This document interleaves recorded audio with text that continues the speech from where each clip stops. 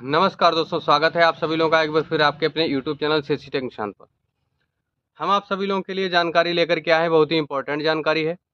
मोप UP application आप सभी लोग जानते ही हैं। मोप यूपी एप्लीकेशन इस समय सर्वे कराया जा रहा है बीसी सखियों से, प्रधान लोगों से और जो सचिवालय में बैठने वाले जो अधिकारी लोग हैं, पंचायत सहायक सभी लोगों से मोप यूपी एप्लीकेशन का एक दिया गया है। मोप यूपी एप्लीकेशन, इस एप्लीकेशन पर आपको सर्वे के लिए बताया जा रहा है। इस वीडियो में हम आपको बताएंगे कि सर्वे कैसे करना है, किस प्रकार से करना है और क्या क्या जानकारी इसमें फिल करनी है। बीसी सखियों के लिए, मतलब ज़्यादातर बीसी सखियों के लिए है, क्योंकि बीसी सखियों को भी 5 लोगों का सर्वे इसमें करना है। आपके यहाँ भी आ रहे होंगे। आपसे मैं कहना चाहूँगा, सबसे पहले आपको 2 चीज़ें बताना चाहूँगा, ध्यान से समझिएगा। आपके लिए ये जो एप्लीकेशन ओपन करने की बात आती है, सबसे पहले आप प्ले स्टोर से आप मोप यूपी एप्लीकेशन डाउनलोड कर सकते हैं। आपको पता है तो कर दीजिएगा, नहीं है तो आप डाउनलोड करने की प्रक्रिया हम आपको बता दें कैसे आपको डाउनलोड करना है। प्ले स्टोर ओपन करना है, मोप यूपी एप्लीकेशन या मोपी यूपी एप्लीकेशन, उसमें उस पर लिखना है। टाइप करेंगे तो आप एप्लीकेशन इस तरह का, मैं आपको यहाँ पर साइड में दिखा रहा हूँ, इस तरह का एप्लीकेशन आ जाएगा।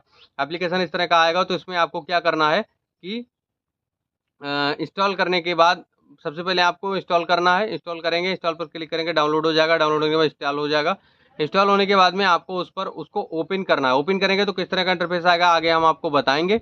उसमें आपको क्या क्या फिल करना है सब कुछ बताएंगे। लेकिन इससे पहले मैं आपको कहना क्या चाहूँगा कि आपका जब ओपन करेंगे एप्लीकेशन को, तो उसमें क्या है कि सबसे पहले वो मोबाइल नंबर डालना पड़ेगा। इस एप्लीकेशन में आप वही मोबाइल नंबर फिल करेंगे, डालेंगे जो एप्लीकेशन आपको यूपी बीसी से की एप्लीकेशन को ओपन करते समय आपने दिया था। इसी नंबर से आप रजिस्टर्ड है, यही नंबर जो है आपको एप्लीकेशन पर फिल करना है। उसके बाद में आपको नीचे पिन मांगा जाएगा, 4 अंकों का पिन रहेगा। जब आप 4 अंकों का पिन उसमें फिल करेंगे तो पिन कहाँ से लाएंगे, इसके बारे में हम आपको बताना चाहेंगे कि इसमें आप मोबाइल नंबर के नीचे जो पिन मांगा जाएगा उसमें रिश्ता हेल्पलाइन नंबर से जो आपको 4 अंकों का पिन मिलेगा था, वही पिन आपको इसमें डालना है, तब आप इसको लॉगिन कर पाएंगे। दूसरी चीज, आप जब एप्लीकेशन लॉगिन करेंगे, आपसे पंचायत सहायक आ जाए या प्रधान आ जाए, कोई भी आ जाए, आपको अपना पिन शेयर नहीं करना है। ध्यान रखिएगा, ऐसा नहीं करना है आप किसी दूसरे से सर्वे कराएं उसमें उसको आप पिन दे दें। पिन अगर दे देंगे तो आपके बीसी सखी का जो एप्लीकेशन आपने किया था, आगे चल के बीसी सखी के किसी भी डॉक्यूमेंट से या किसी भी प्रक्रिया से छेड़छाड़ की जा सकती है। अगर धोखे से कहीं कुछ हो गया तो आपके, मतलब आपको दिक्कत हो जाएगी आगे। तो आपको ये पिन शेयर नहीं करना है, ध्यान रखिएगा इस चीज़ का। चलिए हम आपको सर्वे की तरफ लेकर के चले हैं और एप्लीकेशन पर डायरेक्टली लेकर के चलेंगे, आपको वहाँ पर बताएंगे कैसे आपको सर्वे करना है। ठीक, मैंने यहाँ पर अपना कोड डाल दिया है। कोड डालने के बाद में हम क्या करेंगे, लॉगिन पर क्लिक करेंगे। ये लॉगिन दिख रहा है आपको, यहाँ पर हम क्लिक कर देंगे, लॉगिन हो जाएगा। अब यहाँ जो है यहाँ पर देखिए कुछ पॉइंट दिए गए हैं। सबसे पहले आपको क्या करना है, चिन्हित अति गरीब परिवार को मोबाइल ऐप पर पंजीकरण उनके आवास तक भौतिक रूप से पहुंचकर ही करें। सबसे ज़रूरी बात आप सभी लोगों के लिए क्या है कि ये सर्वे आपको जब भी करना है तो आप जो अति गरीब परिवार है उसके घर पर पहुँच कर ही ये सर्वे करें। दूसरी चीज़, मोबाइल ऐप पर हर सूचना सत्यता एवं संपूर्णता से भरें। किसी एक परिवार का ऐप आधारित फार्म अपूर्ण रहने पर उसे सेव करके रख सकते हैं। सेव किए गए फार्म को संशोधन कर सकते हैं, यानी जब तक आप फाइनल सबमिट नहीं करेंगे तब तक आप उसको एडिट कर सकते हैं। उसके बाद में अगर आपने पूरी तरह भर के सबमिट किया, उसके बाद में आप फार्म को दोबारा एडिट नहीं कर पाएंगे, संशोधन कोई भी नहीं कर पाएंगे उसमें। अति गरीब परिवार, सॉरी, अगर अति गरीब परिवार के पास में स्मार्टफोन है तो उसके परिवार से संबंधित सूचनाएं स्वयं भरने दें। अगर जिस परिवार का आप सर्वे कर रहे हैं उसके पास में कोई स्मार्टफोन है, मतलब स्मार्टफोन अगर हो तो उससे कहिए कि आप खुद भर सकते हैं। अगर नहीं भर सकते तो आप खुद इसको सर्वे करके भर दीजिए। ठीक है। दूसरी चीज़, आप जब पहुंचेंगे वहाँ पर तो उनसे मतलब जानकारी ले करके उस सूचना को भरेंगे। आगे आपको इसमें ऐसे परिवारों को टेक्नोलॉजी हेल्पलाइन से संपर्क करवा दें। आधार कार्ड का या अन्य कोई फ़ोटो अपलोड करने के लिए सावधानी बरतें। जो भी आप फ़ोटो अपलोड करें उसमें सावधानी बरतें।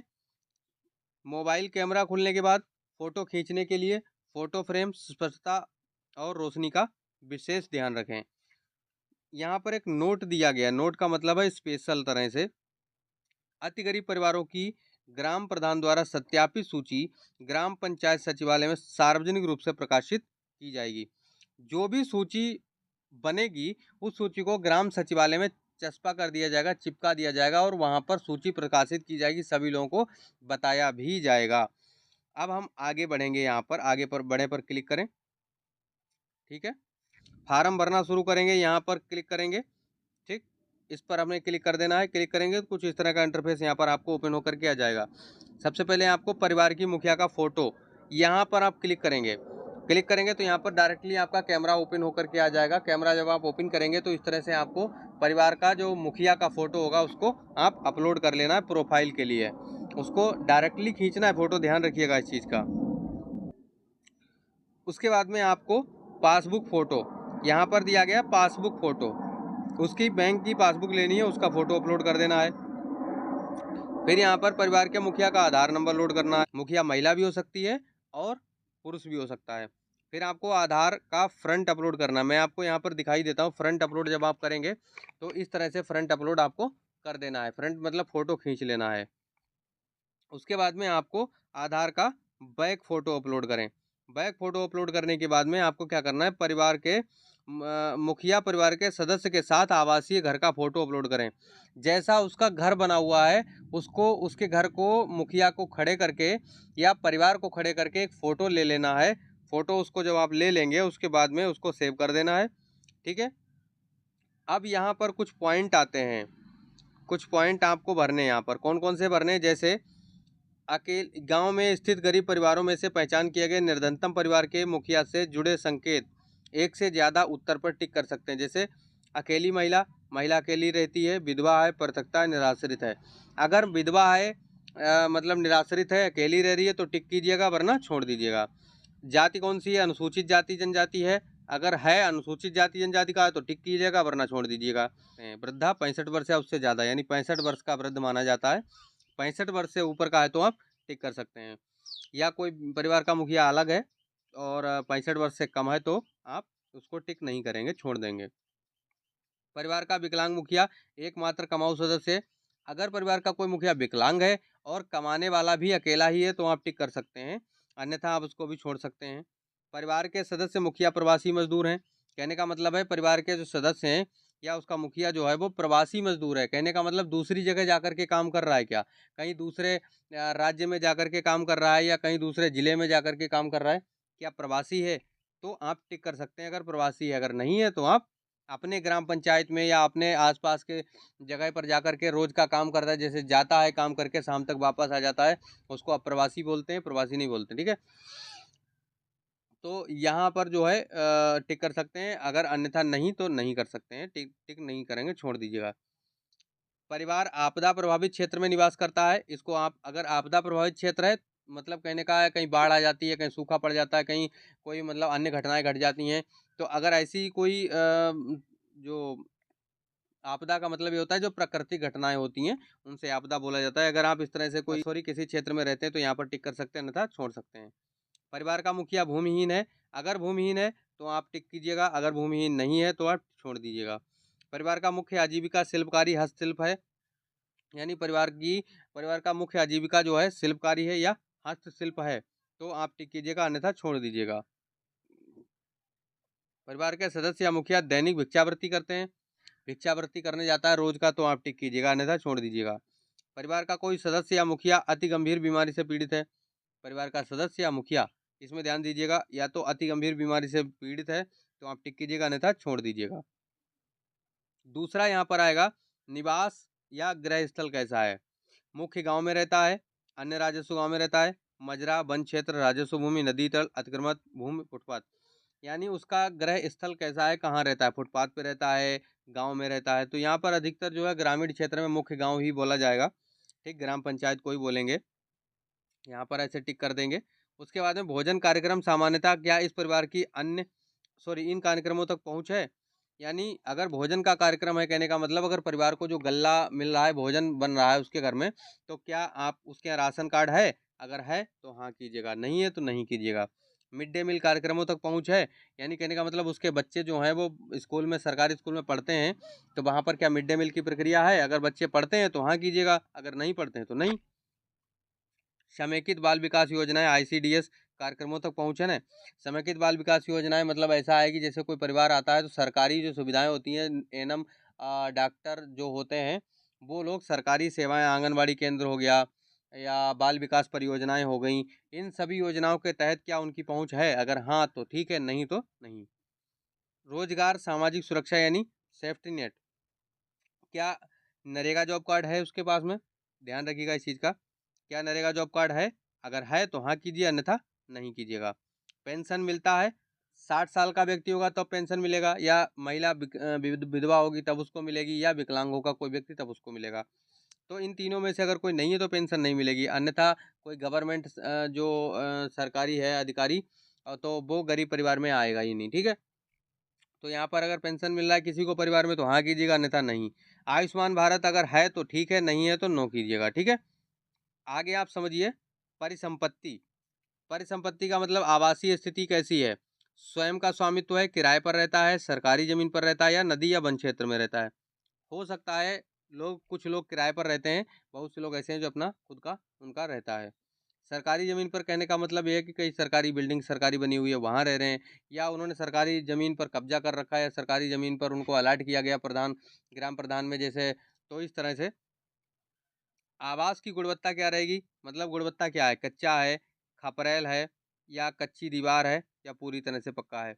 मकान कैसा बना है इसके बारे में आपको इसमें फीड करना है, कैसा है। कच्चा मकान है तो कच्चे पे टिक कीजिएगा। दूसरी चीज़ यहाँ पर आती है भूमि। भूमि के बारे में क्या है कि भूमिहीन है, पट्टे पर है, खुद का स्वामित्व है, पड़ती, सिंचित या असिंचित। तो इनमें से जो भी भूमि उसके पास में हो, यानी भूमिहीन है तो भूमि पर क्लिक कीजिएगा, भूमिहीन पर। अगर पट्टे पर है, पट्टा सरकार ने दिया है तो पट्टा क्लिक कीजिएगा। खुद की ज़मीन है तो खुद की ज़मीन पर क्लिक कीजिएगा, सकते हैं ना, छोड़ सकते हैं। उसके बाद में आता है यहाँ पर छोटे पशु सुअर। छोटे पशु सुअर, बकरी, चूहे संख्या। उसके बाद में कोई पशु है, जानवर कोई रहता है तो आप क्लिक कीजिएगा, जो भी हैं, ये 0 है या 1 से 5 है या 5 से अधिक है। नंबर 9 आता है बड़े पशु, भैंस, गाय, ऊँट। अगर किसी के पास भैंस है, गाय है या ऊँट है तो आप यहाँ पर क्लिक कर सकते हैं। उसके बाद में आता है कि देसी मुर्गी, बतख संख्या। यहाँ पर अगर कोई पक्षी पाल रहे हैं, जैसे मुर्गी पाल रहे हैं या बतख पाल रहे हैं, तो आप 0, 1 से 5 या 5 से अधिक जो भी है आप क्लिक कर सकते हैं। यंत्रीकृत उपकरण, उसके पास में कोई यंत्रीकृत उपकरण कहने का मतलब है ट्रैक्टर है, या मतलब जो है ट्रैक्टर के साथ में अन्य सारी जो उनके सुविधाएं होती हैं वो हैं। अगर स्मार्टफोन की बात करें तो स्मार्टफोन भी गरीब से गरीब घर में स्मार्टफोन है इस समय, ठीक है। तो अब यंत्रीकृत वाहन या मोटरसाइकिल, अब यहाँ पर मोटरसाइकिल का नीचे आ रहा है प्रक्रिया, तो इसमें तो अधिकतर आपको नहीं करने की प्रक्रिया रहेगी, क्योंकि तो ये सारी जो जानकारी है इसमें आप क्या करेंगे कि जो मुखिया है उससे आप जानकारी लेंगे कि आपके यहाँ मोटरसाइकिल है, अगर है तो हाँ कर दीजिएगा, अन्यथा आप नहीं कर सकते हैं। फिर आपको यहाँ पर एक ऑप्शन दिख रहा है सेव का, ठीक है। जब आप सेव का ऑप्शन दिख रहा है यहाँ पर तो आप सेव पर क्लिक करेंगे, क्लिक करने के बाद में सेव हो जाएगा, ठीक है। तो ये सारे डाटा मैंने यहाँ पर आपको दिखा दिया है, इसी तरह से आपको सर्वे करना है। बाकी आपको अगर कहीं पर भी कोई प्रॉब्लम आती है तो आप यहाँ से जो है देख सकते हैं। आगे चल कर के आपको फिर मैं आगे प्रक्रिया दिखाता हूँ। अपूर्ण फार्म यहाँ पर दिया गया है, ठीक है। अब अपूर्ण फार्म यहाँ पर जो भी आप सेव करेंगे यहाँ पर अपूर्ण लिख करके आएगा। यहाँ पर आपका जो है डाटा दिखाएगा कि आपने कितना फार्म भर दिया है, कुल जो फार्म भरे गए हैं वो सबमिट है कितने, यहाँ पर दिखाई दे जाएगा। फिर आप ग्राम प्रधान के द्वारा सत्यापित किया जाएगा, वो फार्म यहाँ पर दिखाई देंगे। ग्राम प्रधान द्वारा वापस किए गए फार्म होंगे वो यहाँ पर दिखाई देंगे। बाकी आपकी जो प्रक्रिया रहेगी इसमें आप देखेंगे कि ग्राम प्रधान द्वारा सत्यापित शेष फार्म कितने हैं, टोटल यहाँ पर आपका दिखाई दे जाएगा। ये समझ चुके हैं जानकारी को आप? इसमें मैंने आपको एक एक डिटेल में बताया है, क्योंकि अब मैं आपको उसको दोबारा बताऊंगा तो वीडियो बहुत बड़ा हो जाएगा। मैंने आपको जो समझाया है लगभग में इसी प्रक्रिया के साथ आपको वहाँ पर सर्वे करना है। इसमें कुछ एप्लीकेशन मैंने आपको यहाँ पर जो बताया, एप्लीकेशन में क्या करना है, दिशा निर्देश जो दिए गए थे उसमें आपको ध्यान रखना है, फ़ोटो जब भी अपलोड करें विशेष रूप से ध्यान रखें लाइट का, जो प्रकाश चेहरे पर आएगा, लाइट का जो चेहरे पर लाइट पड़ेगी उसका विशेष रूप से ध्यान रखिएगा।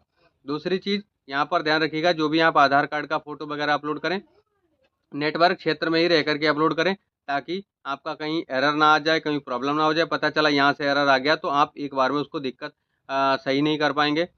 दूसरी चीज़, आपने जब तक फार्म को सेव करे रहेंगे तब तक तो आप एडिट कर पाएंगे। अगर आपने सेव करने से पहले फाइनल सबमिट कर दिया, फिर आप उसको एडिट नहीं कर पाएंगे, ठीक है।